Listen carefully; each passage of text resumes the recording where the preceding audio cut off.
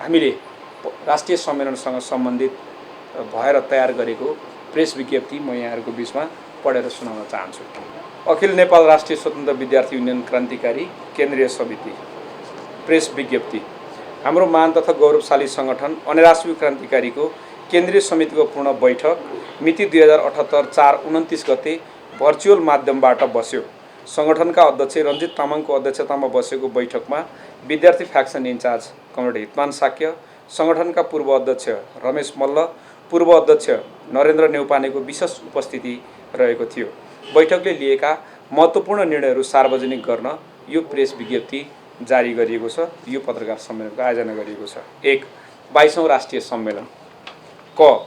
अनेराश्वी क्रान्तिकारीको 22औं राष्ट्रिय सम्मेलन यही 78 असोज 8, 9 र 10 गते काठमाडौँमा गर्ने निर्णय गरिएको छ। ख.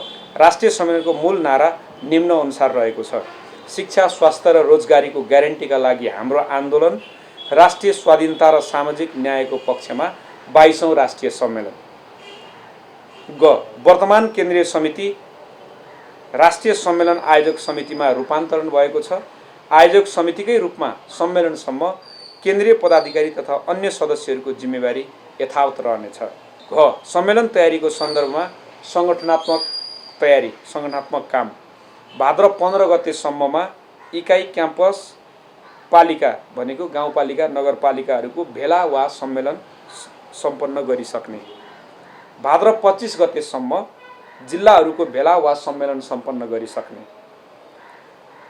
भाद्र 25 गतेदेखि असोज 1 गतेसम्म प्रदेशहरूको भेला वा सम्मेलन सम्पन्न गरिसक्ने। सम्पूर्ण तहका सबै तहका भेला र सम्मेलनहरू सहमतिका आधारमा गरिनेछ। यो सहमतिका आधारमा भन्ने कुरामा तपाईहरु सबैलाई थाहा छ। अनेराश्वी क्रान्तिकारीको तर्फबाट हामीले 21औं राष्ट्रिय सम्मेलनमा पहिलोपटक निर्वाचन प्रक्रियाद्वारा केन्द्रीय समिति चयन गरेका थियौं। यद्यपि आधारभूत तहका सबै कमिटीहरू हामीले सहमतिकै आधारमा गरेका थियौं। आजको कोरोना भाइरसको तेस्रो लहर, बढ्दो तेस्रो लहर, त्यसपछाडि शैक्षिक संस्थाहरूमा लागिरहेको सन्दर्भ, परीक्षाहरू चलिरहेको सन्दर्भमा हामीले तलदेखि आधारभूत तहदेखि माथिसम्मका सबै कमिटीहरूलाई निर्वाचनको विधिद्वारा भनेर हामीहरूले विधानले व्यवस्था गरे पनि हामीले यसपटक सहमतिको माध्यमबाट हाम्रा सबै कमिटीहरूलाई अवधाविक गर्ने भन्ने निर्णय गरेका छौँ। सङ्गठनको विधानलाई थप व्यवस्थित गर्न भर्चुअलको माध्यमबाट हामी विधान सम्मेलन गर्नेछौँ। हामीले केन्द्रीय समितिको बैठकमा भनेका थियौँ हामी राष्ट्रिय सम्मेलनभन्दा अगाडि हामी विधान सम्मेलन गर्छौँ र विधान सम्मेलन मार्फत हाम्रो विधान कस्तो बनाउने, हाम्रा कमिटीहरूको सन्दर्भमा विधानले व्यवस्थित गर्नुपर्ने सङ्गठनको आधारभूत विभिन्न नियमको सन्दर्भमा कसरी व्यवस्थित गर्ने भन्ने हामीले जे सोचेका थियौँ त्यो हामीले भौतिक हिसाबले गर्न नसक्ने अवस्था भए तापनि भर्चुअल्ली हामी 1000 विद्यार्थीहरूलाई, विभिन्न तहका विद्यार्थीहरूलाई सहभागी गराएर भर्चुअल्ली हामी विधान सम्मेलन गर्ने तयारी गरेका छौँ। राजनीतिक तथा वैचारिक काम, जनवादी शिक्षाको क्षेत्रमा प्राप्त उपलब्धि र समाजवादी शिक्षाको मार्गचित्र विषय विशेष बहस कार्यक्रम गरिनेछ। हामीले राष्ट्रिय सम्मेलनभन्दा अगाडि अनेराश्वी क्रान्तिकारीले भन्दै आएको जनवादी शिक्षा के हो र त्यो शिक्षाका आधारहरू के हुन् र हामी आज शैक्षिक अधिकारका हिसाबले कुन ठाउँमा छौँ र शिक्षा क्षेत्रको बारेमा अनेराश्वी क्रान्तिकारीको योजना एजेन्डा के हो भन्ने बारेमा हामी एउटा अन्तर्क्रिया गरेर अगाडि बढ्नेछौँ। बदलिँदो परिस्थितिमा विद्यार्थी आन्दोलनको कार्यदिशाको सन्दर्भमा हामी एउटा अन्तर्क्रिया गर्नेछौँ। विद्यार्थी आन्दोलनको आवश्यकता र औचित्यमाथि प्रश्न उठेको बेलामा विद्यार्थी आन्दोलनको आवश्यकता छ कि छैन भनेर विभिन्न टिप्पणी भएको बेलामा हामी विद्यार्थी आन्दोलनको कार्यदिशाको सन्दर्भमा एउटा अन्तर्क्रिया गर्नेछौँ। राष्ट्रियता र शिक्षामा स्वाधीनता विषयमा हामी अन्तर्क्रिया गर्नेछौँ। 3वटा अन्तर्क्रिया हामी सम्मेलनभन्दा अगाडि गर्नेछौँ। सकेसम्म भौतिक हिसाबले, भएन भने भर्चुअल्ली हामी यो गर्नेछौँ।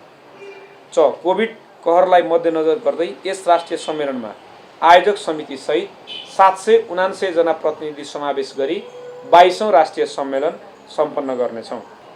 राष्ट्रिय सम्मेलनका लागि विभिन्न समिति र उपसमितिहरूको गठन गरेर सम्मेलनको तयारी गरेका छौँ।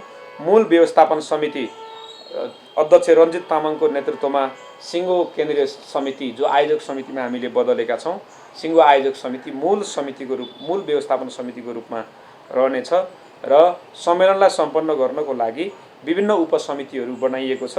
उपसमितिहरूमध्येमा प्रतिवेदन लेखन उपसमितिको संयोजकमा सङ्गठनको अध्यक्ष म स्वयं रहने गरी केन्द्रीय कार्यालयका साथीहरू अध्यक्षदेखि महासचिवसम्मका साथीहरू अध्यक्ष उपाध्यक्षहरू र महासचिव रहने गरी प्रतिवेदन लेखन उपसमिति तयार गरेका छौँ। विधान मस्यौदा उपसमिति महासचिव कर्णेल उत्तम अधिकारीको नेतृत्वमा उपमहासचिव लक्ष्मी जोशी, सचिव प्रवीणा अधिकारी, सचिव पवन कार्की, सचिव गजेन्द्र देव र सचिव मदन भुल रहेको उपसमिति विधान मस्यौदा उपसमिति तयार गरेका छौँ। प्रचार प्रसार तथा प्रकाशन उपसमितिमा सङ्गठनका उपाध्यक्ष सुरेन्द्र बस्नेतको संयोजकत्वमा उपमहासचिव तथा प्रवक्ता जीपी मैनाली र केन्द्रीय समितिको सचिव क्षितिज सापकोटा सदस्य रहेको उपसमिति गठन गरेका छौँ। आर्थिक व्यवस्थापन उपसमितिमा उपाध्यक्ष पञ्चा सिंहको संयोजकत्वमा उपाध्यक्ष दिपेश पुन, उपमहासचिव मिलन एमसी र कोषाध्यक्ष केशव रावल रहेको आर्थिक व्यवस्थापन उपसमिति तयार गरेका छौँ। अतिथि व्यवस्थापन यहीँभित्रका र कतिपय विदेशी अतिथिहरूको व्यवस्थापनको निम्ति उपाध्यक्ष कमरेड दीपक देवकोटाको संयोजकत्वमा उपमहासचिव आशा तमु र केन्द्रीय समितिको सचिव नरेश रेग्मी रहेको अतिथि व्यवस्थापन उपसमिति बनाएका छौँ। प्रतिनिधि छनौट तथा अभिलेखीकरण उपसमितिमा उपाध्यक्ष तिलकराज भण्डारीको संयोजकत्वमा सचिवहरू नारायण खनाल, सूर्यनारायण शाह, मदन भट्टराई रहेको प्रतिनिधि छनौट तथा अभिलेखीकरण उपसमिति बनाएका छौँ। मेष तथा मञ्च व्यवस्थापन उपसमिति सङ्गठनका उपाध्यक्ष विजय गौतमको नेतृत्वमा उपाध्यक्ष दीपक जोशी र सचिव अमरजङ साई रहेको उपसमिति गठन गरेका छौँ। स्वयंसेवक विद्यार्थी स्वयंसेवक उपसमितिमा सङ्गठनका उपाध्यक्ष इन्द्र भुषालको संयोजकत्वमा उपमहासचिव तुकमान महरा, सचिव राजकुमार लिम्बू र स्वयंसेवक विभागका प्रमुख सञ्जय काल्दन रहेको स्वयंसेवक उपसमिति गठन गरेका छौँ।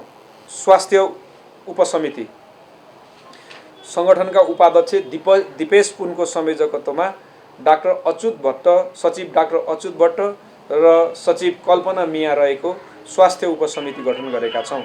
कार्यालय तथा प्राविधिक व्यवस्थापन उपसमितिमा सङ्गठनका उपाध्यक्ष रवि किरण यादवको नेतृत्वमा केन्द्रीय कार्यालयको जनशक्ति रहने गरी हामीले उपसमिति गठन गरेका छौँ।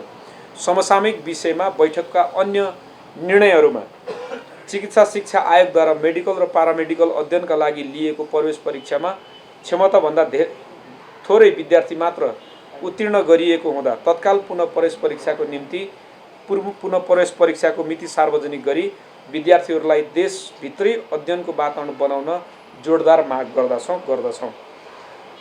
मध्यपश्चिमाञ्चल विश्वविद्यालयमा विद्यार्थी सङ्गठनहरूले उठाएका न्यायपूर्ण मागहरूलाई सार्थक वार्ताबाट हल गर्नुको सट्टा प्रहरी र भाडाका लठैत प्रयोग गरी विद्यार्थीलाई निर्ममतापूर्वक दमन गर्ने हरकतले सीमा नागेको छ। विश्वविद्यालयलाई महिनौसम्म अस्तव्यस्त बनाउने नालायक उपकुलपतिलाई तत्काल बर्खास्त गर्दै खुला प्रतिस्पर्धाका आधारमा उपकुलपति नियुक्त गरेर अविलम्ब समस्या समाधान गर्न हामी जोडदार माग गर्दछौँ।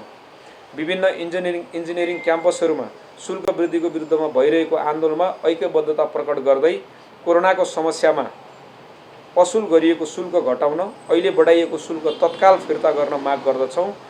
यस्तै इन्जिनियरिङ कलेजहरूको शुल्क निर्धारण आयोग गठन गरी देशभरका क्याम्पसमा एउटै शुल्क निर्धारण गर्न माग गर्दछौँ। पूर्वाञ्चल विश्वविद्यालय लगायतका विश्वविद्यालयमा अपारदर्शी ढङ्गले मापदण्ड मिचेर सम्बोधन दिने चलखेल भइरहेको पाइएकाले त्यसलाई तत्काल रोक्न जोडदार माग गर्दछौँ। बिपी कोइराला स्वास्थ्य विज्ञान प्रतिष्ठानमा भएको भ्रष्टाचार अनियमिततामा संलग्न उपकुलपतिलाई बर्खास्त गर्दै खुला प्रतिस्पर्धाको आधारमा नयाँ उपकुलपति नियुक्त गरेर अविलम्ब समस्या समाधान गर्न माग गर्दछौँ। विदेशी विश्वविद्यालयबाट सम्बोधन प्राप्त गरेका शिक्षण संस्थाले जथाभावी शुल्क असुल गरी विद्यार्थीमाथि लुट मच्चाइरहेका छन्।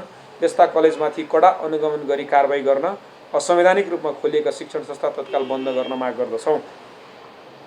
त्रिभुवन विश्वविद्यालयका आङ्गिक क्याम्पसमा इन्जिनियरिङ, मेडिकल, वाणिज्य, कानुन लगायतका विषयमा कोटा थप गर्न माग गर्दछौँ। कक्षा 11 र 12 मा दिँदै आएको छात्रवृत्ति कार्यान्वयनको सन्दर्भमा सहरका विद्यालयमा कठिनाई उत्पन्न भएको हुनाले तत्काल कार्यविधि बनाई छात्रवृत्ति सहज बनाउन माग गर्दछौँ। सिटिबिटीको परीक्षा केन्द्र थप गरी प्रवेश परीक्षा सञ्चालन गर्न र छात्रवृत्तिलाई थप व्यवस्थित र पारदर्शी बनाउन माग गर्दछौँ। रञ्जित तामाङ, अध्यक्ष, राष्ट्रिय क्रान्तिकारी 22औं राष्ट्रिय सम्मेलन आयोजक समिति।